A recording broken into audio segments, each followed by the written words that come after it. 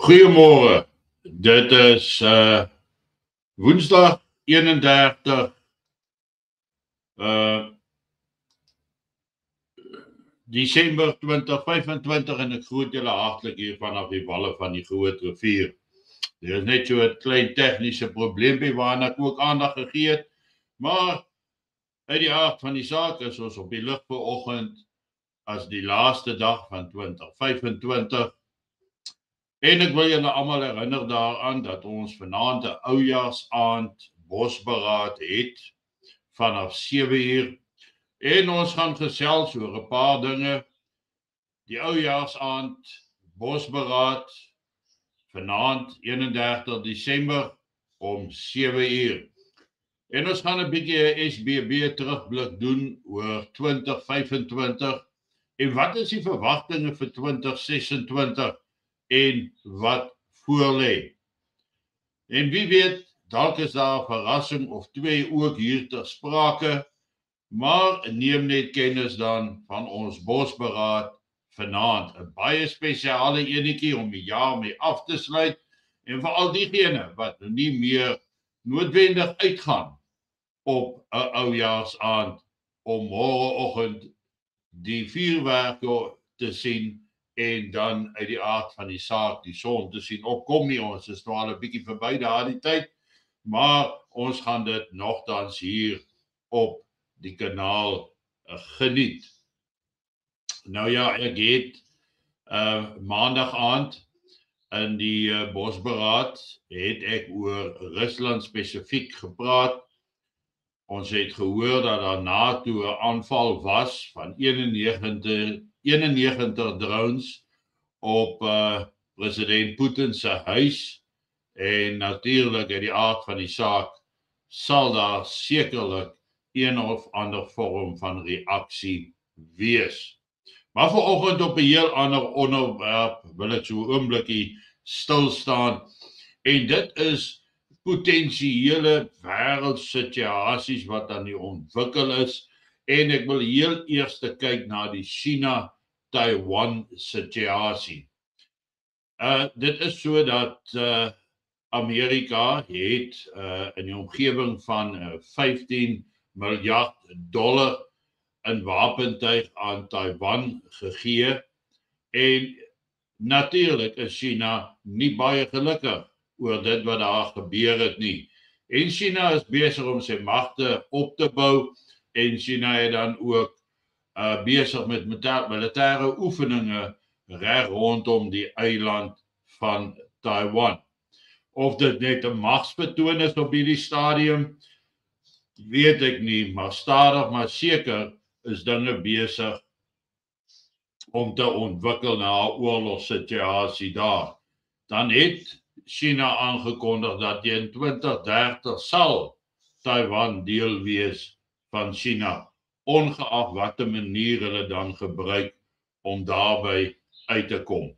'n Interessante videoetjie wat ek gou vir julle wil speel wat julle kan kyk.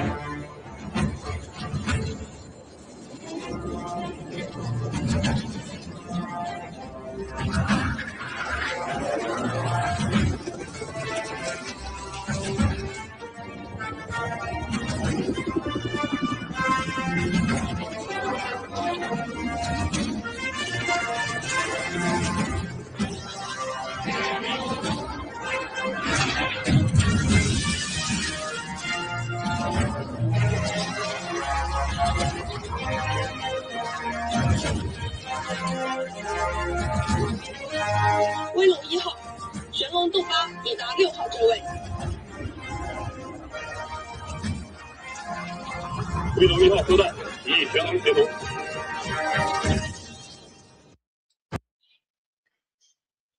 Dit dan wat aan die gebeur is rondom Taiwan op hierdie stadium en dit voorspel 'n potensiële oorlogssituasie vorentoe, maar definitief is dinge besig om te eskaleer in daardie omgewings wat ons dan ook al sien en waarneem.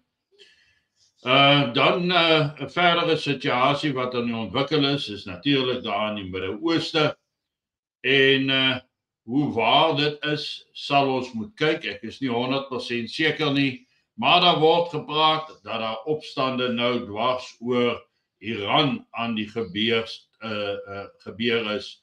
Dan sê the Persians have woken entire cities across Iran are flooding with people, not whispers, roars. The Iranian people have had enough of the Islamic Republic.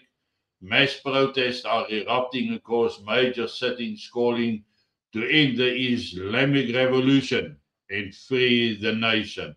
Workers, students, retirees all demanding fair wages, job security, and relief from crushing prices. And something historic is happening. The public calls for Crown Prince Reza Pahlavi to lead a new free Iran are rising again in 2025.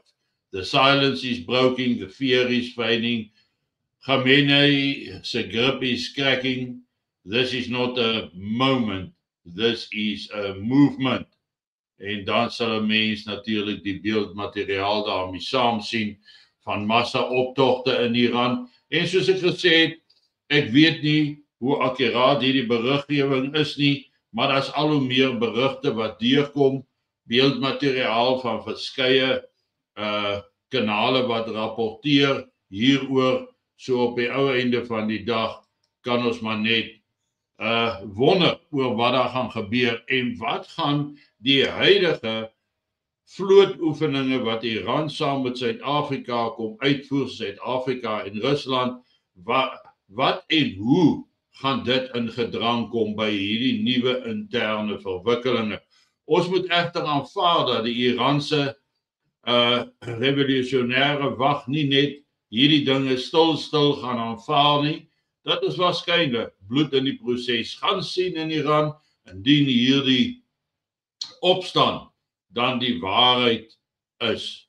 So daar's 'n onrustigheid daar in die Midde-Ooste, daar's 'n onrustigheid in China en Taiwan aan die gang en natuurlik broei dit ook daar in Venezuela tussen die VSA en Venezuela se Maduro ten opsigte van natuurlik hoofsaaklik die olie wat uitgevoer word en onder die dekmantel van dwelmhandel te bekamp word die dwelmbote gebombardeer deur die Amerikaanse vloot en ons begin ook ander aksies waarneem in daardie omgewing. So hier is 3 nuwe situasies aan ontwikkel, boonbehalwe wat huidiglik tussen Oekraïne en Rusland aan die gang is, en dis natuurlik China en Taiwan, en dan in die Midde-Ooste en Venezuela.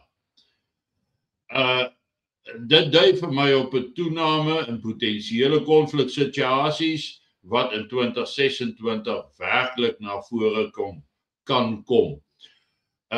Thailand en Kambodja sien ek, hulle het vrede gemaak. Die aksies op hulle grens is tot niet op hierdie stadium, maar ja, op 31 Desember 2025 is dit goed om te hoor van lande wat vrede maak. Maar solank daar net vredespraatjies is en nie aksie nie, is dit ook niks nie. En hierdie ontwikkelende situasie in Teheran en dan uit die aard van die saak China en Taiwan gaan ons aandag vat in die komende jaar en ons sal moet sien wat gebeur. Die jaar wat voorlê lyk vir ons omtrent so duister soos die een en onverwags soos die een wat verby is, maar ons sal moet sien.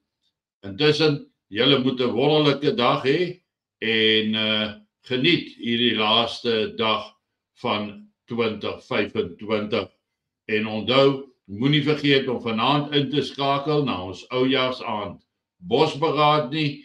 Dit beloof om heerlik te wees en 'n paar baie interessante nuwe dinge na vore te bring. Geniet vanoggend jou kondensmelk koffie, maak hom lekker soet op hierdie laaste dag van 2025. Mooi loop, lekker dag.